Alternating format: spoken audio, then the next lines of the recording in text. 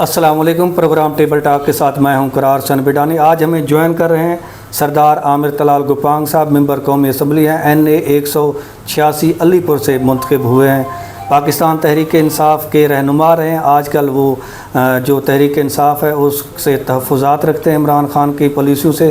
آج ہم بات کریں گے کہ مارچ 2022 آپ کو یاد ہوگا، آپ نے اعلان کیا کہ میں تحریک انصاف کی جو پالیسیاں ہیں ان سے تحفظات رکھتا ہوں، اس لیے تقریباً ناطہ آپ توڑ چکے ہیں تحریک انصاف سے۔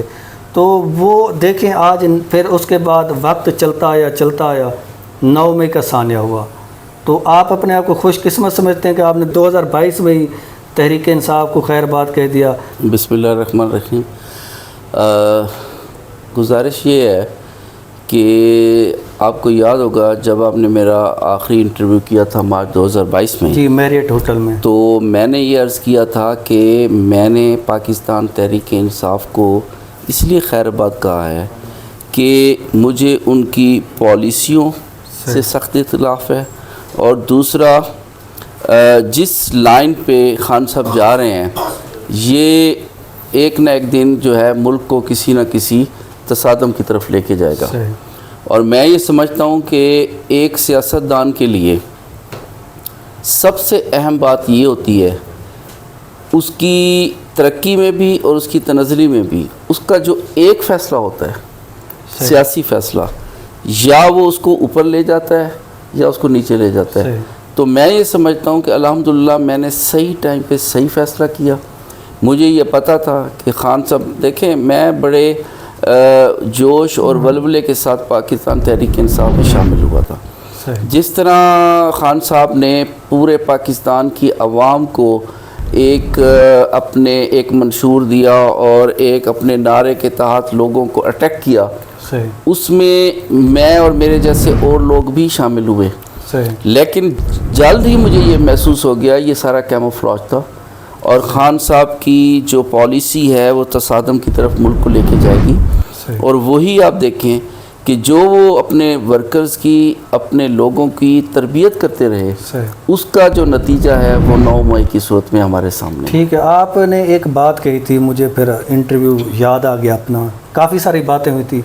آپ نے ارسطو وزراء کا ایک وہ ذکر کیا تھا کہ اس کے جو وزراء ہیں، آپ نے 2 شخصیات کا نام بھی لیا تھا، پرویز خٹک، عامر ڈوگر صاحب کا، کہ یہ 2 ایسے رہنما ہیں جو ہماری سن بھی لیتے ہیں، رو بھی لیتے ہیں، روا بھی لیتے ہیں، اس کے علاوہ کوئی نہیں ہے جو پارٹی کو سنبھالے۔ تو آج تحریک انصاف نے پرویز خٹک کو بھی خیر بات کہہ دیا، نوٹیفیکیشن بھی جاری کر دیا کہ ہمارا پرویز خٹک سے کوئی لینا دینا نہیں ہے، تو کیا کہیں گے اس پر؟ تو میں نے تو آپ کو اس دن بھی کہا تھا کہ ان میں سے اکثر وزراء تو پاکستان سے بھاگ جائیں گے، اور یہی ہوا ہے کہ خان صاحب نے غیر سیاسی لوگوں کو پروموٹ کیا، اور وہی غیر سیاسی لوگ جو تھے شہزاد اکبر جیسے، اور وہ سارے لوگ اب آپ کے سامنے ہیں۔ کوئی جیسی خان صاحب کی حکومت ختم ہوئی ہے تو وہ ملک چھوڑ کے شہزاد اکبر کا تو حال ہی میں اسٹیٹمنٹ ہے کہ نواز شریف اچھے سیاستدان ہیں، تو کہیں وہ وعدہ معاف گواہ تو نہیں بننے جا رہے عمران خان کے خلاف؟ ہو سکتا ہے کیونکہ ان لوگوں کا نہ ہی کوئی کردار ہوتا ہے اور نہ ہی یہ سیاسی لوگ ہوتے ہیں، تو یہ تو وقت کے دھارے کے ساتھ ساتھ اپنی سوچ بھی بدلتے رہتے ہیں۔ تو یہ قوی امکان ہے کہ یہ اور ان جیسے کئی لوگ عمران خان صاحب کے خلاف جو ہے وہ وعدہ معاف گواہ بنیں گے۔ اچھا، پریڈ گراؤنڈ کا بڑا جلسہ عمران خان نے کیا تھا، آپ کو بھی یاد ہوگا، میڈیا پہ بھی دکھایا گیا تھا، ایک سیفر دکھایا تھا عمران خان نے، پھر کہا کہ مجھے نکالنے والا صرف اور صرف امریکہ ہے۔ پھر جب جنرل باجوہ صاحب ریٹائرمنٹ پہ چلے جاتے ہیں، کہتے ہیں مجھے باجوہ صاحب نے نکالا، پھر کہا جی نگران وزیر اعلیٰ نے نکالا۔ وہاں سے ہمدردیں آنا شروع ہو جاتی ہیں چند مہینوں بعد عمران خان کے حق میں کہ عمران خان کے جو کارکن ہیں ان کو اریسٹ کرنا انسانی حقوق کی خلاف ورزی ہے۔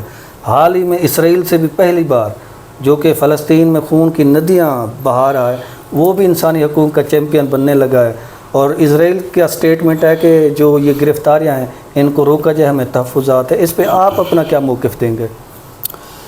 دیکھیں، پہلی بات تو یہ ہے کہ اسرائیل کو یہ بات یا ان کے کسی نمائندے کو یہ بات کہتے ہوئے خود شرم آنی چاہیے کہ جس طرح سے انہوں نے پچھلے 60 سال سے فلسطین کے مظلوم اور نہتے عوام پہ ظلم ڈھائے ہیں، اس کے بعد ان کو یہ کہنا کہ پاکستان میں جو انسانی حقوق کی خلاف ورزی ہو رہی ہے تو میں سمجھتا ہوں یہ تو ان کا کوئی رائٹ ہی نہیں بنتا. لیکن یہ جو سٹیٹمنٹ آئی ہے اس کے بعد میں 2 مرحوم شخصیات کا اتنا معترف ہو گیا ہوں، ان کے وزڈم کا اور ان کی جو تھی مطلب ایک سوچ، اور یہ کہ جس طرح سے وہ فیوچر کو فورسی کر رہے تھے، ان 2 شخصیات کا یقین کریں کہ میں دل سے معترف ہو گیا ہوں، جن میں ایک حکیم سعید صاحب اور دوسرے جو ہیں ڈاکٹر اسرار صاحب، جنہوں نے آج سے 25 سال پہلے یہ کہہ دیا تھا کہ عمران خان جو ہیں یہ یہودیوں کے انڈکٹ کیا ہوا ایک ایجنٹ ہے اور وقت ثابت کرے گا کہ اس کو. انہوں نے یہ بھی بتایا تھا حکیم سعید صاحب نے اور ڈاکٹر اسرار صاحب دونوں نے کہ اس کو جو ہے یہودیوں نے اس کو انڈکٹ کیا ہے، جویش لابی اس کے پیچھے ہے، اس کو ملک کا وزیر اعظم بنایا جائے گا اور پھر اس ملک کے 4 ٹکڑے کیے جائیں گے. اور آج پوری دنیا میں صرف اسرائیل کا یہ کہنا کہ جناب پاکستان میں جو ہے انسانی حقوق کی بے پناہ خلاف ورزیاں ہو رہی ہیں اور عمران خان کے حق میں سٹیٹمنٹ دینی، تو میں کہتا ہوں کہ میں تو ڈاکٹر اسرار کا اور حکیم سعید صاحب کا دل سے معترف ہو گیا ہوں. صحیح. یہ تو قومی سیاسی صورتحال پر ہم ڈسکس کر رہے تھے. اب ہم تھوڑا N186 علی پور کی سیاست پر بھی تھوڑی بات چیت کریں گے. جی. اب 2 گروپ سامنے آئے ہیں آپ کے مخالف. پہلے تو 1-on-1 مقابلہ ہوتا تھا آپ کا جتوئی گروپ سے. اب ایک نیا گروپ سامنے آیا پیپلز پارٹی کے پلیٹ فارم سے، ملک عبدالغفور صاحب اور اس کے الہی ہیں قیم شمسی صاحب. تو آپ کیا دیکھتے ہیں، آپ کا مقابلہ حقیقت میں کس ہے، جتوئی گروپ سے ہے یا پیپلز پارٹی کے پلیٹ فارم سے ایک نیا جو دھڑا سامنے آ رہا ہے اس سے مقابلہ ہے آپ کا؟ دیکھیں، پہلی تو بات یہ ہے کہ ابھی جتوئی صاحبان نے ان کا کوئی لائحہ عمل سامنے نہیں آیا. انہوں نے میں سمجھتا ہوں کہ عمران خان صاحب کی وقتی مقبولیت کو دیکھتے ہوئے جلد بازی میں ایک فیصلہ کیا کہ چونکہ بھی عامر خان نے پی ٹی آئی چھوڑ دی ہے تو بڑا زبردست پلیٹ فارم موجود ہے، تو کیوں نہ ہم وہ پی ٹی آئی کو جو ہے نا جوائن کر لیں. تو انہوں نے وہ جو ہے جلد بازی میں وہ ایک فیصلہ کیا. جس طرح میں نے انٹرویو کے آغاز میں کہا ہے کہ صحیح وقت میں صحیح فیصلہ سیاستدان کو آگے بھی لے جاتا ہے اور پیچھے بھی لے جاتا ہے. یہی وجہ ہے کہ اس وقت جتوئی صاحبان کو کوئی سمجھ نہیں آ رہی کہ وہ اب کس طرف جائیں. پی ٹی آئی میں رہ نہیں سکتے اور رہنا نہیں چاہتے حالات کو دیکھتے ہوئے. پیپلز پارٹی ان کو قبول کرنے کے لیے تیار نہیں ہے. تو سب سے پہلے تو یہ دیکھنا ہے کہ جتوئی صاحبان کس پلیٹ فارم سے اور کس طرح اپنا الیکشن میں حصہ لیتے ہیں، تو اس کے بعد پتہ لگے گا کہ کس کا کس سے مقابلہ ہے. لیکن ایک چیز ہے کہ جو N186 ہے اس میں کوئی شک نہیں کہ پیپلز پارٹی کا ایک نظریاتی ووٹر موجود ہے اور ووٹ بینک بھی اس کا موجود ہے. تو میں یہ سمجھتا ہوں کہ اگر جتوئی صاحبان کو کوئی صحیح پلیٹ فارم نہ ملا تو پھر ہمارا جو اصل مقابلہ ہے وہ اسی گروپ سے ہوگا. آپ جس طرح جتوئی شاید تیسرے نمبر پہ چلے جائیں تو کوئی پتہ نہیں. آپ جس طرح کہہ رہے ہیں کہ بڑا مشکل ہے ان کا تحریک انصاف میں رہنا، یعنی یہ تحریک انصاف کے پلیٹ فارم سے جتوئی گروپ الیکشن نہیں لڑے گا، یہ آپ کا موقف ہے. یہ آپ کہہ رہے ہیں کہ پیپلز پارٹی بھی ان کو ایکسیپٹ نہیں کرنے والی. تو کیسے ممکن ہے کہ جو سابق وفاقی وزیر ہے، ممبر قومی اسمبلی رہے ہیں، ممبر صوبائی اسمبلی بھی رہے ہیں، تو اس کو پیپلز پارٹی کے درینہ ساتھی بھی رہے ہیں، کیسے ہو سکتا ہے وہ ایکسیپٹ نہیں کریں گے؟ کیا آپ پیپلز پارٹی کے فورم سے الیکشن تو نہیں لڑیں گے؟ نہیں، میں یہ نہیں کہتا کہ وہ ایکسیپٹ نہیں کریں گے. میرا یہ خیال ہے کہ چونکہ انہوں نے کئی دفعہ پیپلز پارٹی کو دھوکہ دیا ہے، پھر یہ ہے کہ انہوں نے پیپلز پارٹی کو ہمیشہ بلیک میل کیا ہے کہ ایم این اے کی ٹکٹ لے لینی اور ایم پی ایس کی ٹکٹ نہ لینی اور کبھی ایک جگہ پہ آزاد چلے جانا. اور مطلب یہ اب پچھلے الیکشن میں آپ یہ دیکھیں کہ قیوم جتوئی آزاد ایم پی اے پہ الیکشن لڑ رہے تھے، جو میرے مقابلے میں تھے ان کے بیٹے داؤد وہ پیپلز پارٹی کے پلیٹ فارم پہ تھے. ان کے نیچے جو تھے دونوں ایم پی ایز وہ آزاد تھے.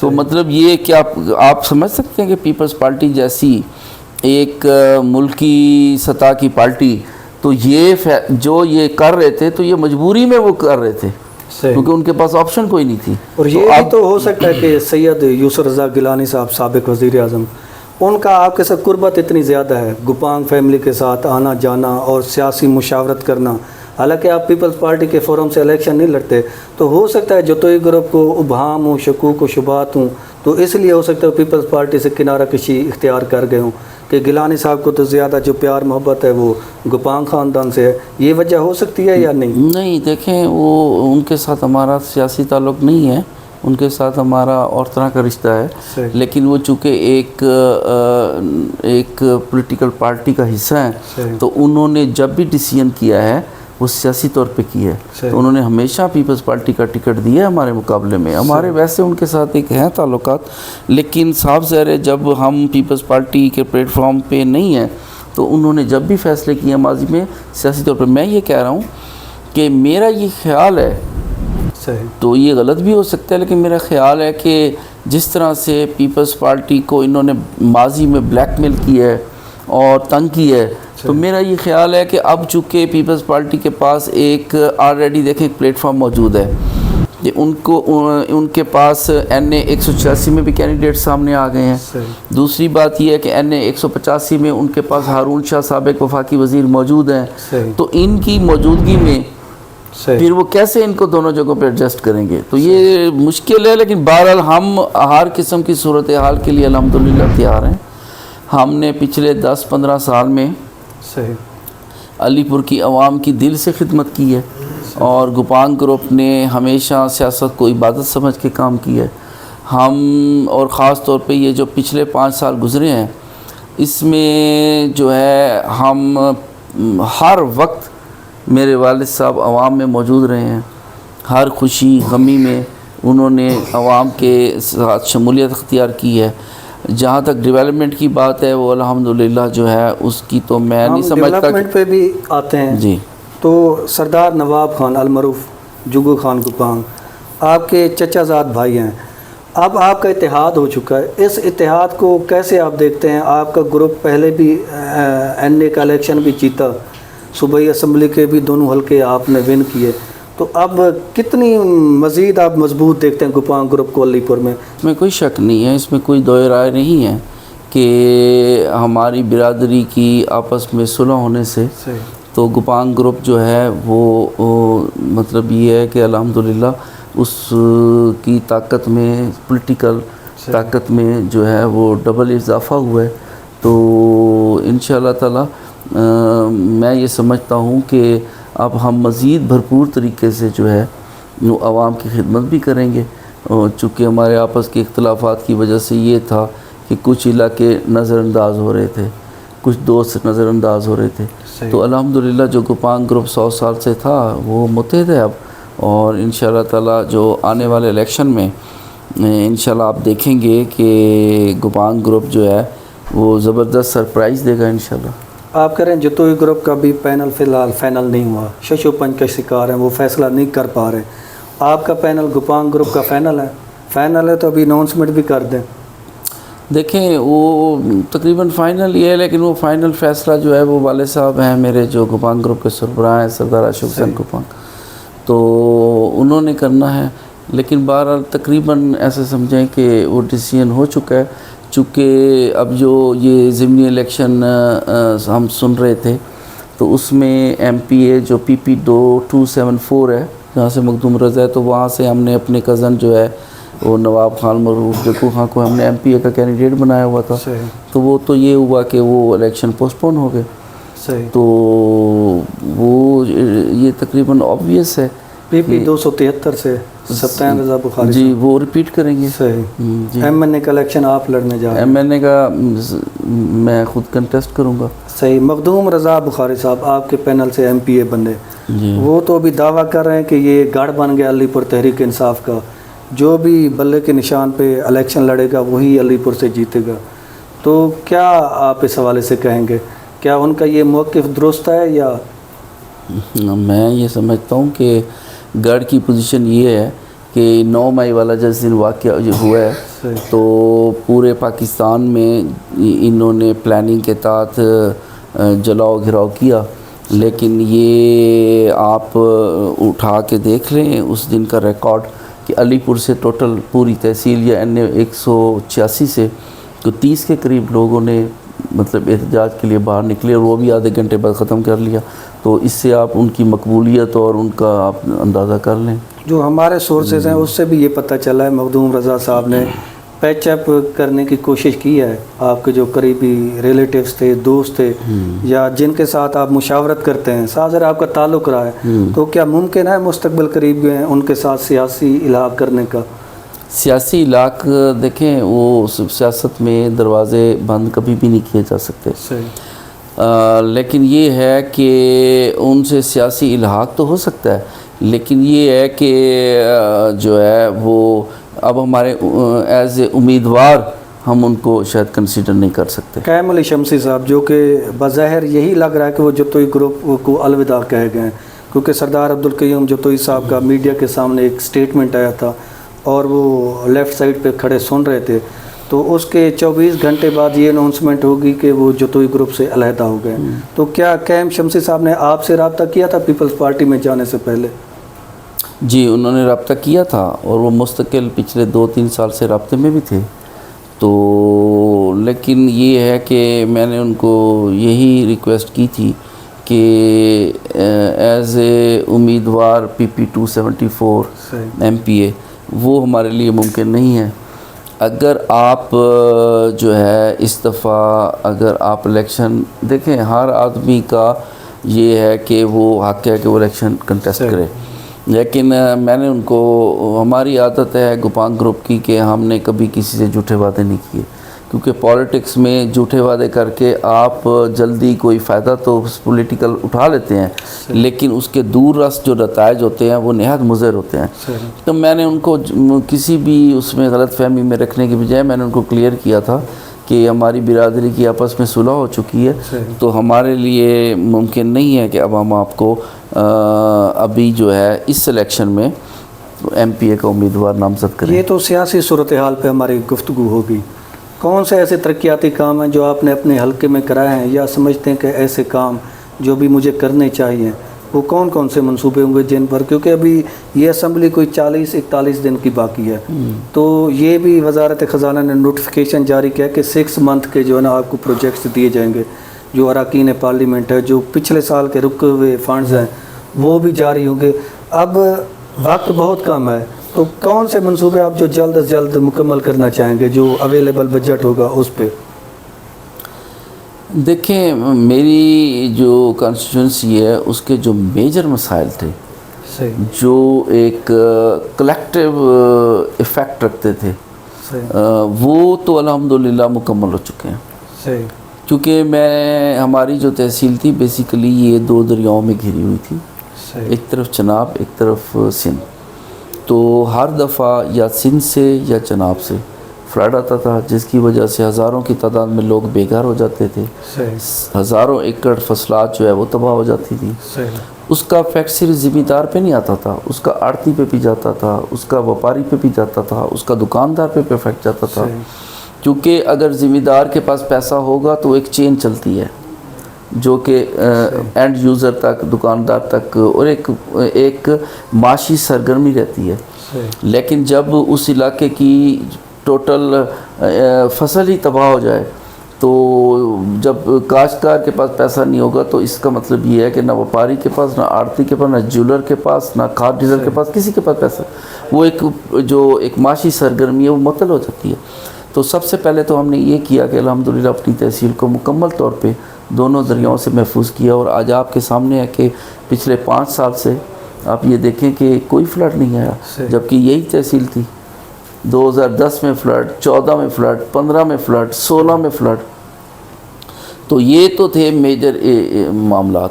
اس کے بعد یہ تھا کہ ہم نے پھر ٹیک اپ کیا کہ جو بہت زیادہ انڈر ڈیولپڈ علاقے تھے ان میں ہم نے روڈز کا ایک جال بچھایا، کہ جو ہے نا اس کو یہ کیا کہ جس طرح سے ایم این اے بننے کے فوراً بعد ہماری سب سے خراب سڑک تھی جو علی پور سے خیر پور تھی، اس کو میں نے فوری طور پہ کارپیٹ کرایا. اسی طرح پھر جو ہے ہم نے یہ اس منصوبہ جو ہے لے کے بزدار صاحب کے پاس میں اور یہ اس کو میں لے کے گیا تھا اپنے ایم پی اے کو رضا کو، اور ہم نے علی پور ٹو سیت پور جو ہے وہ ڈولائزیشن کرائی فیز 1 میں. پھر فیز 2 میں اب سیت پور سے خانگڑھ ڈولائزیشن ہو رہی ہے. تو اس کے علاوہ باقی جو ایجوکیشن اور ہیلتھ سیکٹر میں عرض کرتا ہوں اس میں دیکھیں ہیلتھ سیکٹر میں یہ ہم نے کیا کہ کلیکٹیولی ابھی آپ دیکھیں کہ وہاں پہ جو ہے یورولوجی سینٹر بن رہا ہے، ایمرجنسی سینٹر کو جو ہے وہ ڈبل کر رہے ہیں. اچھا وہ چھوٹا سا ہاسپٹل تھا اس کو ہم نے جو ہے وہ پہلے 100 پہ اب 200 پہ لے کے جا رہے ہیں. اس طرح سے جو ہے اب وہاں پہ کارڈیک سینٹر بنا رہے ہیں. جہاں تک ایجوکیشن کی بات کر رہے ہیں ہم نے اپنے کالج کو پہلے اس میں جو ہے اس کو گریجویشن تک لے کے گئے، پھر بی ایس کلاسز کا اجرا کرایا. تو الحمدللہ اب میں یہ سمجھتا ہوں کہ ہمارے ایک تو میرا گوپانگ گروپ کا منشور یہ ہے کہ اگر اللہ تعالیٰ نے ہمیں نیکسٹ ٹائم جو ہے الیکٹ کیا عوام نے، تو سب سے پہلے میرا جو کہ میں اس دفعہ بھی چاہتا تھا لیکن میں پورا نہیں کر سکا کہ میں یہ چاہتا تھا کہ NA 186 کے ایک ایک گھر تک میں بجلی پہنچاؤں. میں نے کو 200-300 بستیوں کی نئی بجلی کرائی ہے، لیکن چونکہ آپ کو پتہ ہے ملک میں انرجی کرائسس تھا تو لاسٹ 2 ایئرز میں پھر گورنمنٹ نے پابندی لگا دی کہ اب نئی جو ہے ولیج کی سکیمز اب نہیں دے سکتے. لیکن انشاءاللہ تعالی نیکسٹ 5 ایئرز میں میرا ایک تو یہ پلان ہے. دوسرا میں علی پور شہر کی جو ہے وہاں پہ سب سے بڑا مسئلہ جو ہے اس وقت سیوریج کا ہے. تو چونکہ 20-25 سال پہلے ایک سیوریج کا منصوبہ بنایا گیا تو وہ اب شہر کی آبادی بڑھنے کی وجہ سے وہ اس ضرورت کو پورا نہیں کر رہا. تو انشاءاللہ اللہ تعالیٰ نے اگر کامیاب کیا اور علی پور کی عوام نے ووٹ دیا تو میں سب سے پہلے علی پور کا ایک کمپیکٹ اور جامع قسم کا سیوریج کا منصوبہ بنواؤں گا، جس میں یہ ہے کہ یہ جو سیوریج کے ایشوز ہیں یہ مکمل طور پہ ختم ہوں گے. دوسرا بجلی کا جیسے میں نے عرض کیا ایک ایک گھر تک بجلی پہنچائیں گے. اور تیسرا یہ ہے کہ جن مین بستیوں تک ابھی تک میں میٹل یا کارپیٹ روڈ نہیں پہنچا سکا تو وہ بھی انشاءاللہ ان کو جو ہے جو جن کو ہم فارم ٹو جو کہتے ہیں فارم ٹو مارکیٹ روڈز ان کو انشاءاللہ تعالیٰ ان کا نیٹ ورک انشاءاللہ تعالیٰ ایک اور میں جو بنیادی وہاں کا ایک مسئلہ ہے وہ چورہ کاری ہے. چورہ کاری کو کسی بھی صورت سپورٹ نہیں کرنا چاہیے، چاہے جتوئی گروپ ہے یا آپ کا گروپ ہے. تو اس حوالے سے اقدامات کریں کہ لوگ دن کو کام کریں رات کو سکون سے سو جائیں، یہ نہ ہو کہ آنکھ لگ کر صبح کچھ بھی نہ ہو. تو اس حوالے سے آپ نے کیا اقدامات کیے ہیں اور کیا پالیسیز بنائی ہیں؟ اور میری یہاں پہ سجیشن بھی ہوگی کہ UC وائز کمیٹیاں بنا دی جائیں، چاہے آپ اپنے گروپ کے لیول پہ بنا دیں یا دوسرے گروپ، تاکہ اگر چوری ہو جاتی ہے تو اس کی ریکوری بھی ہونی چاہیے، اس کا فالو اپ بھی آپ تک ہونا چاہیے. بھئی یہ چوری ہوئی، ریکوری ہوئی نہیں ہوئی، کیوں نہیں ہوئی، آپ انتظامیہ سے پوچھ سکتے ہیں. تو میں چاہتا ہوں کہ اس حوالے سے بھی آپ اقدامات کریں اور ایک ٹھوس جو ہے نا اپنا موقف سامنے رکھیں. ہم سب دیکھیں گوپانگ گروپ کا تو ہمیشہ منشور یہی رہا ہے کہ چوری کے معاملے میں یا ڈکیٹی کے معاملے میں، کرائم اگینسٹ پراپرٹی کے معاملے میں ہماری ہمیشہ سے زیرو ٹالرنس رہی ہے. تو اب لیکن اوور آل دیکھنا یہ ہوتا ہے کہ ملک میں جو یا صوبے کا جو انتظامی سربراہ ہے چیف منسٹر، اس کا کیا ویژن ہے اس معاملے میں. تو پچھلے جو 13 سے 18 تک کا ٹائم تھا اس میں شہباز شریف صاحب چیف منسٹر تھے، میں MP تھا، اس وقت ان کا ویژن تھا کہ یہ بھی ایک مسئلہ ہے اور اس کو کنٹرول کرنا ہے. اور آپ کے سامنے ہے کہ لاسٹ 2 ایئرز میں 14, 15, 16 مطلب یہ سمجھیں کہ 15 سے لے کے 18 تک 3 سال میں 0 FIR تھی. تو کرائم تو اس وقت کنٹرول ہوتا ہے نا کہ جب پولیٹیکل لوگ اور انتظامیہ یہ آپس میں ایک پالیسی بنائے کہ اس معاملے میں زیرو ٹالرنس ہے، پلس جو صوبے کا انتظامی سربراہ ہے اس کا اس معاملے میں ویژن ہونا چاہیے. پھر بدقسمتی سے یہ ہوا کہ PTI کی حکومت میں اس چیز کو تھوڑا سا لینیٹ لیا گیا. لیکن الحمدللہ پھر بھی میں یہ سمجھتا ہوں کہ ابھی جو ہمارے دیکھیں ہماری کوشش ہمیشہ یہ ہوتی ہے کہ اچھے آفیسر کو تعینات کیا جائے. اور یہ بھی میں جو ہے آپ کے توسط سے اور اوپنلی کہنا چاہتا ہوں صحیح کہ چوری اور چور کے معاملے میں ہماری زیرو ٹالرنس ہے. صحیح ہم نے کبھی یہ نہیں دیکھا، حالانکہ چور کے بھی تو ووٹ ہیں، لیکن ہمیں اس کے ووٹوں کی ضرورت نہیں ہے، ہم بمانگے دال کہتے ہیں. ایک میں نے سوشل میڈیا پہ پوسٹ دیکھی پچھلے دنوں کہ ایک موٹر سائیکل چوری ہوتا ہے سٹی تھانے کی حدود میں، ود ان آورز ریکوری ہوتی ہے. تو آپ اپریشیٹ کریں پولیس کے اس کارنامے کو، انہوں نے چند گھنٹوں میں ریکوری کر لی اور ملزمان بھی پکڑ لیے. یہ تھا کہ ان کی حوصلہ افزائی بھی ہو. جی ہم ہمیشہ اپریشیٹ کرتے ہیں. اچھا پانی چوری ہے، اب ٹیل والے بیچارے ان کی زمینیں بنجر پڑی ہیں، اس حوالے سے آپ اقدامات کریں پانی چوری کے حوالے سے، تاکہ جو لہلہاتے کھیت تھے وہ بنجر زمینوں میں تبدیل ہو گئے. تو اس حوالے سے جو نہری پانی ہے اس حوالے سے آپ کی پالیسی کیا ہوگی؟ دیکھیں اس میں عرض کروں کہ ہم تو خود اس مسئلے کا شکار ہیں. صحیح. کیونکہ میرا اپنا رقبہ جو ہے وہ ٹیل پہ ہے، اور بدقسمتی یہ ہے کہ پھر سب سائل واٹر بھی بریکش ہے، تو جس کی وجہ سے جو ہے وہ کڑوا پانی ہے. تو لیکن میں پھر عرض کروں گا کہ انفارچونیٹلی ہماری سابقہ جو اتنی بھی 2-3 حکومتیں آئی ہیں انہوں نے اس مسئلے کو مسئلہ سمجھا ہی نہیں ہے، حالانکہ یہ سب سے بڑا مسئلہ ہے. بالکل ٹیل تک پانی کو لے کے جانا یہ سب سے بڑا مسئلہ ہے. اور جو تھیفٹ ہے، میں عرض کرتا ہوں بیسیکلی پرابلم یہ ہے کہ وقت کے ساتھ ساتھ جو آفیسرز کی اتھارٹی ہے وہ کم ہوتی گئی ہے، لا لیسنس زیادہ ہے، جس کی وجہ سے یہ ہے کہ واٹر تھیفٹ میں چاہیے یہ تھا کہ ایسی قانون سازی کی جاتی. کیونکہ دیکھیں وقت کے ساتھ ساتھ جو ہے وہ ایک وقت تھا کہ جب لوگ ایک بیلدار سے بھی خوف زدہ ہو جاتے تھے، جب کہ آج کل ایس ڈی او جاتا ہے تو اس کو وہ مارنے کے لیے تیار ہو جاتے ہیں. تو وقت کے ساتھ ساتھ ہمیں رولز اور ریگولیشنز میں جب تک ہم تبدیلی نہیں لائیں گے، اور یہ حکومت وقت کا کام ہوتا ہے، تو انشاءاللہ تعالیٰ یہ آنے والی حکومت میں ہم اس کو ٹیک اپ کریں گے. اور انشاءاللہ ہم نے ہمیشہ اس کے پانی کے مسئلے کو میں نے اپنے ایم پی سید سفتیان شاہ صاحب کو ہمیشہ کہا ہے کہ آپ پنجاب کے فورم پہ جو اس پنجاب اسمبلی میں اس ایشو کو اٹھایا کریں. نیشنل اسمبلی میں میں نے ہمیشہ اس ایشو کو اٹھایا ہے. تو انشاءاللہ تعالیٰ آنے والے وقت میں میرا یہ ہے ایک وین کہ ہم نے اس کو واٹر تھیفٹ کو ختم کرنا ہے. اچھا میں جرنلزم میں آیا تو میں شروع سے ہی اپنا علاقہ، کیونکہ اپنا علاقہ اپنا ہوتا ہے، میں ایشوز سردار عبدالقیوم جوتوئی صاحب اس وقت کی وزیر تھے، میں ان کو اپنے جو علاقے اس کے پرابلمز بتاتا تھا، خاص کر جو میری یو سی ہے وہ جو کام کرتے تھے وہ پھر عوام نے دیکھا، عوام نے ڈیسائیڈ کرنا ہے. ایز اے جرنلسٹ میں تو کچھ نہیں کہہ سکتا. تو ایک سڑک ہے 1996 میں آپ کے والد صاحب نے بنوائی تھی، بصیرہ سداٹ ٹو والوٹ، تو وہ اس کی مرمت کا بھی آپ انتظامات کریں، وہ منصوبہ منظور کریں. اور ایک انڈر پائپ لائن ہے آپ کی water supply system pure water پینے کے لیے، تو اس کا تھوڑا کام بھی تیز کرا دیں، کیونکہ لوگ جو ہے نا اب کافی مشکلات کا شکار ہیں، زیر زمین پانی کڑوا ہو گیا. جو واٹر سپلائی اسکیم ہے وہ اگلے 1 مہینے میں مکمل ہو رہی ہے. صحیح، یہ تو بڑی اچھی وہ 1 مہینے میں مکمل ہو رہی ہے، اور وہ چالو ہو جائے گی الیکشن سے پہلے. الیکشن سے پہلے وہ پانی اویلیبل ہوگا.